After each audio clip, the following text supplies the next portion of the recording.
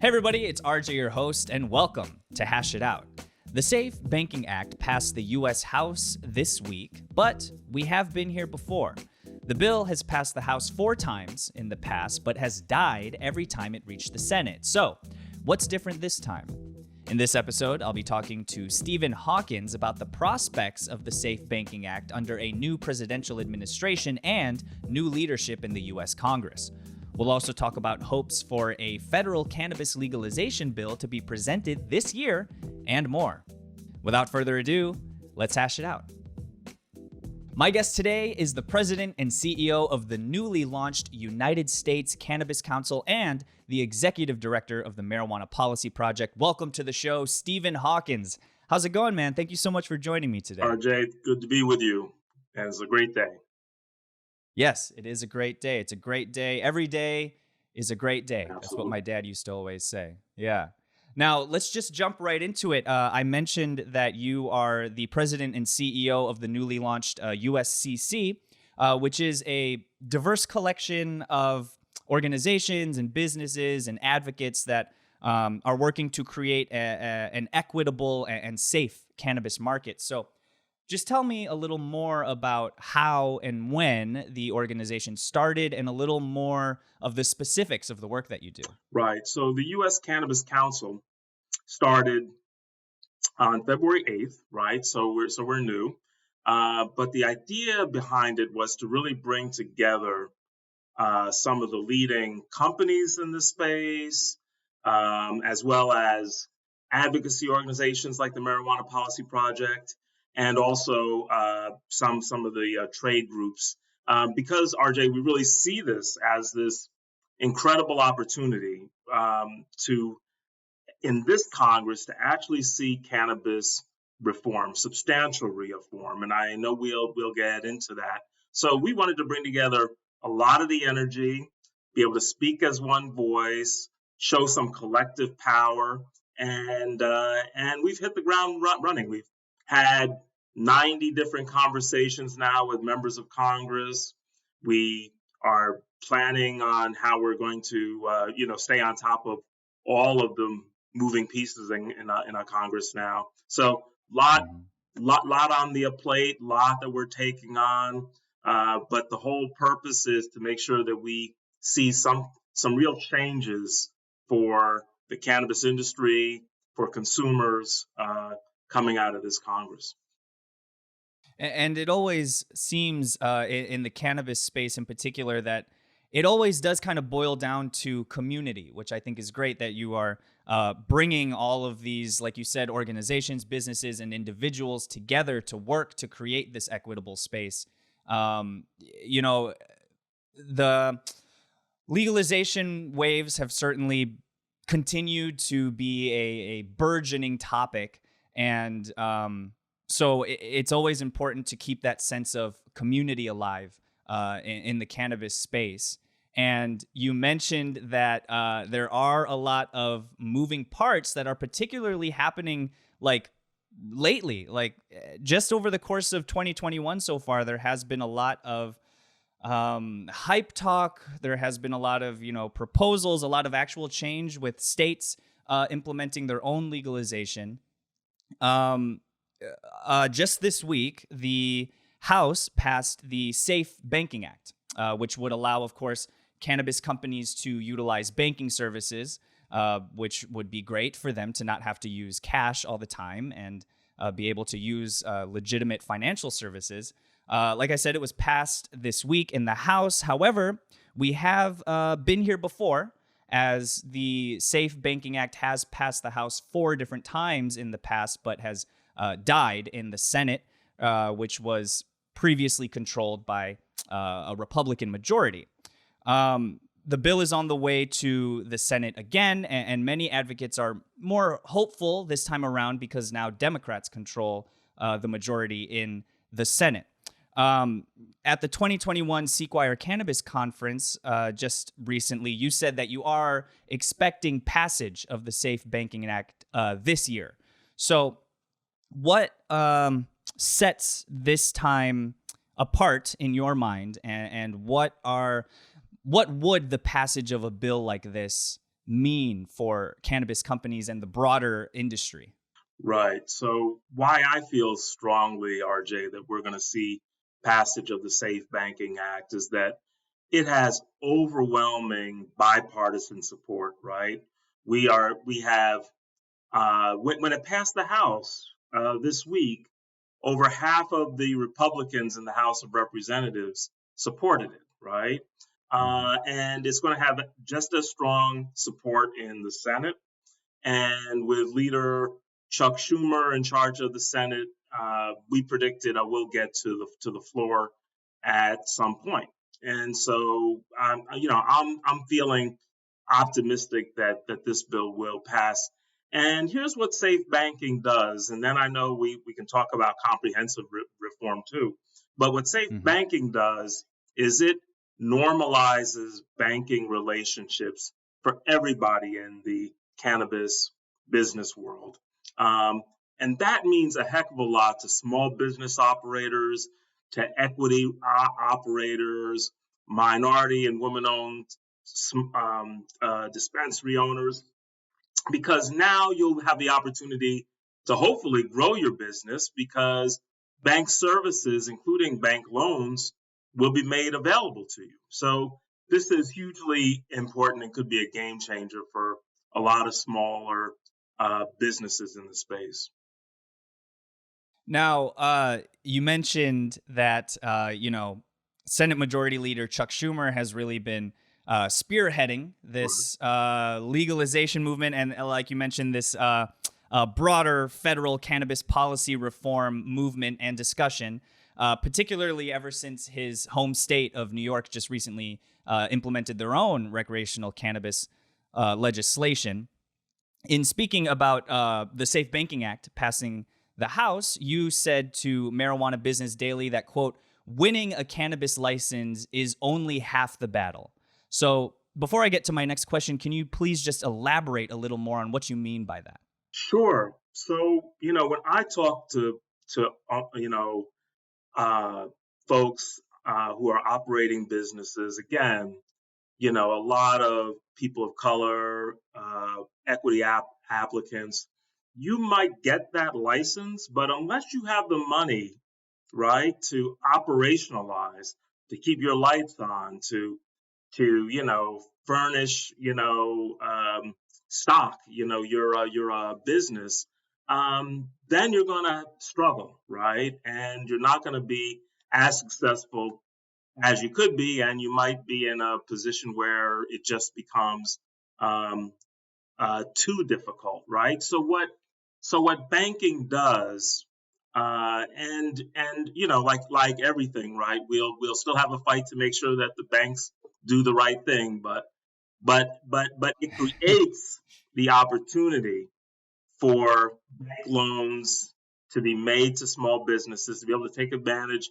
of municipal, state, small business administration, perhaps. You know, banks have relationships with communities, right?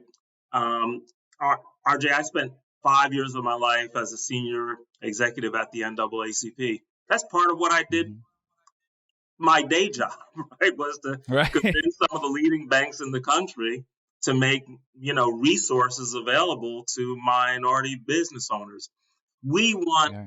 that same sort of bread and butter, tried and true way of, building support for minority owned businesses. We want to see that applied in the cannabis industry.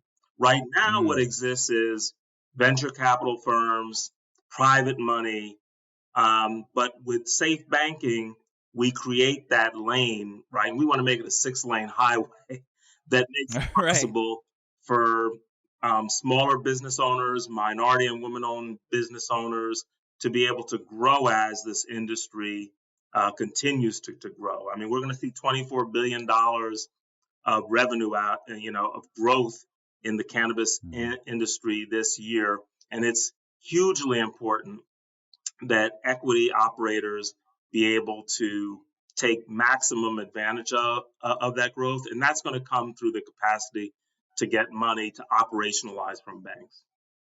Right. Absolutely. And So, moving on then to broader cannabis reform on a federal level. We've mentioned Senate Majority Leader Chuck Schumer a few times in our conversation so far. He's been making many, many stops on his cannabis legalization hype talk tour, which is what I've sort of coined it as.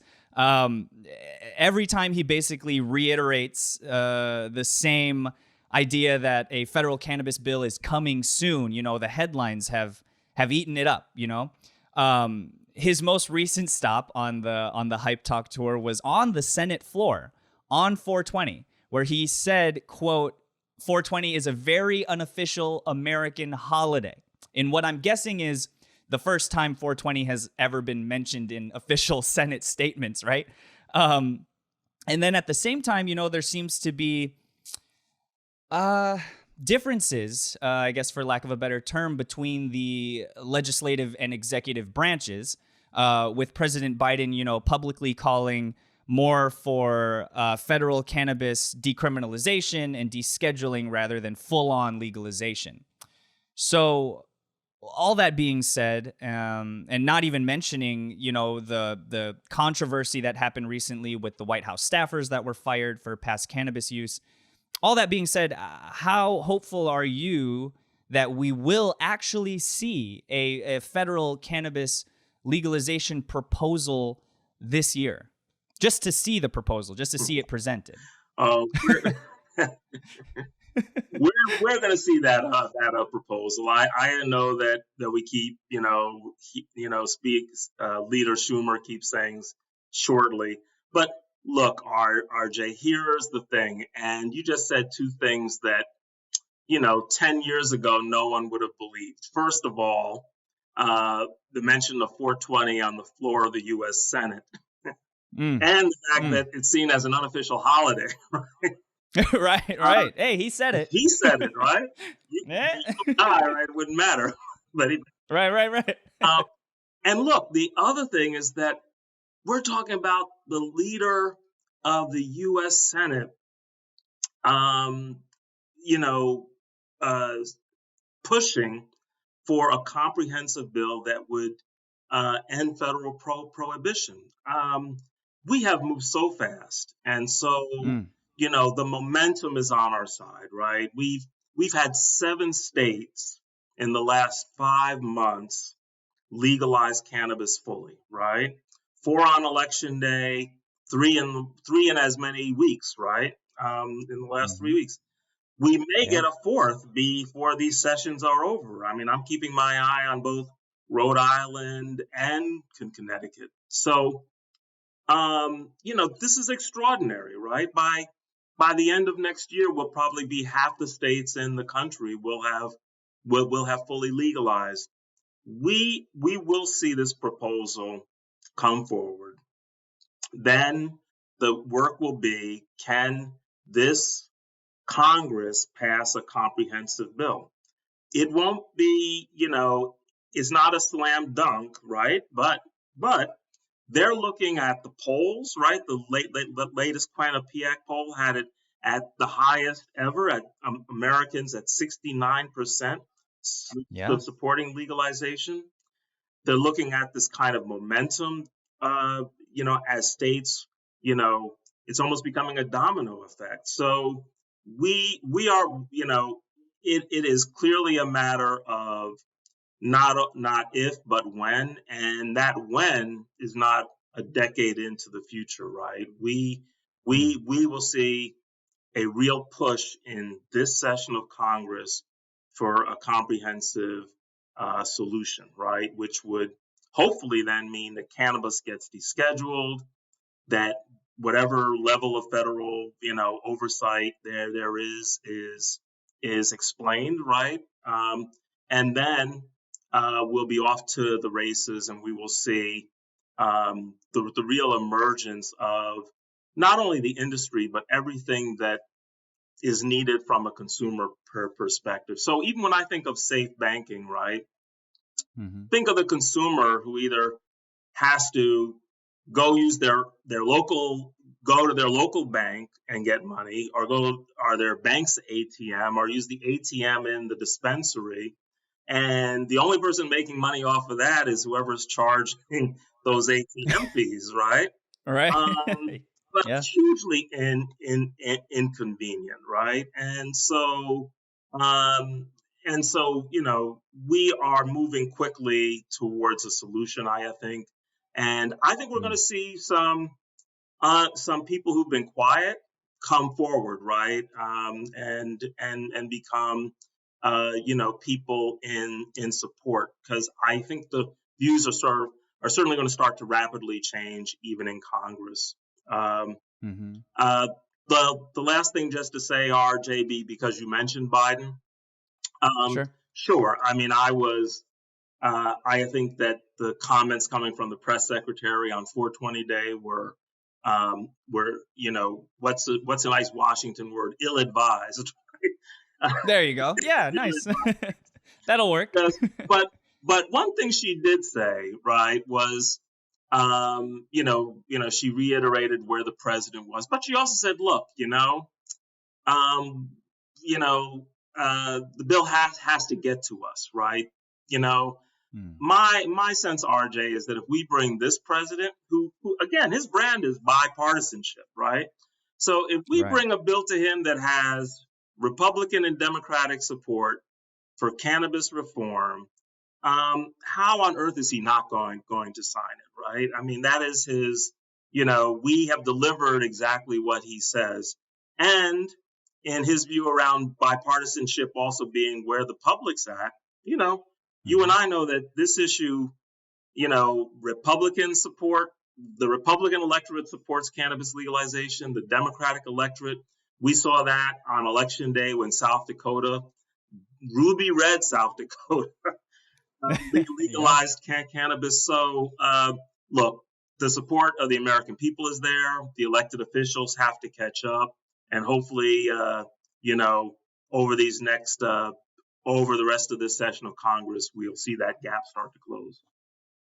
Oh, I'm right there with you. I hope to see that as well. It's astonishing to reflect on the fact that we in our lifetime have even seen the conversation switch from if to when. Right. Um, so that alone is a cause for celebration, but of course not cause to rest on our laurels and to keep pushing for this legislative change. So all that being said, what does USCC have planned for the remainder of the year, and how are you going to be working to hold these policymakers' feet to the fire and make sure they follow through on what they say? Well, we have been talking, as I said before, to over close to 90 members of Congress now. We've had interaction with on both sides of the aisle, right? Mhm. And we certainly have already, voiced our support for the safe banking bill that's emerged. We will, we're in support of comprehensive reform. We want to see the end of federal prohibition in cannabis descheduled. As soon as the Schumer bill comes out, the Booker-Wyden Schumer bill, I should say, Mhm. it will. There will be a period, 30 days, maybe 45 days, where uh, where the public will be able to comment, and we will certainly weigh in and give our 2 cents as to how the bill might be refined. And so, yes, so we'll be very active in all of those ways, but in other ways too, right? There's these what are called riders on budgets. One of those, and a rider is a Washington term of art, but basically it allows for money to either flow or not flow, right? And so one of the riders that was put on the budget for the District of Columbia Mhm. is that the district would not get the money that it gets from Congress if the city council moved forward with retail sales of cannabis in the district. So the way that works, so while while cannabis is legal, it has been it's technically legal within the nation's capital. You cannot sell it. There's no retail sales. The city council has never been able to create a regulatory and tax model like you'd see in California or any other state that has legalized. So in DC, you can gift cannabis, right? Like I can give you a gift of cannabis. So you go into these stores and you can buy a $50 T-shirt and you'll get a gift of cannabis. Right. And it's just, it's absurd that we're playing that game. So, we're going to push to see that rider lifted.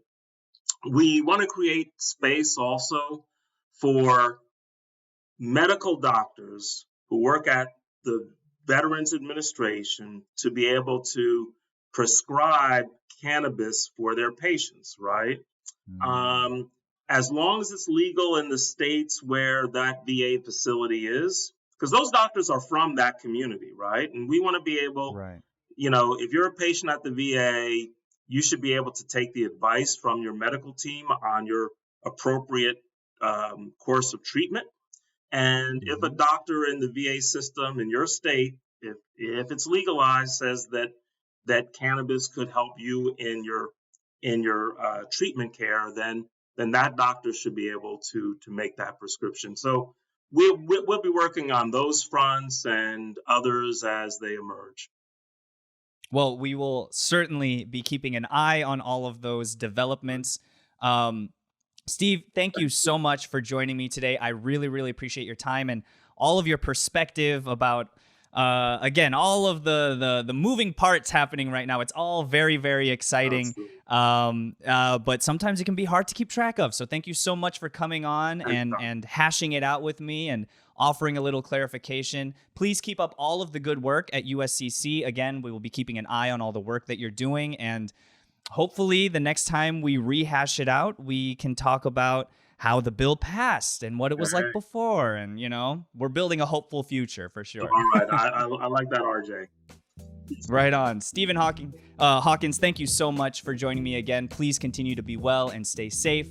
And we'll talk soon. All right, my friend. Thank you. My thanks again to Steven Hawkins for joining me, and thank you for watching, listening, commenting, and subscribing. If you are a member of the cannabis community and have a story you want to share with us, we would love to hear from you. You can reach the show at hashitout at trichomes.com. You can also join the discussion with industry insiders and get your voice heard by joining the community at trichomes.com and following us on all social media. Hash It Out is produced by David Fortin and presented by trichomes.com. I'm your host, RJ Balde, as always, and I'll catch you next time.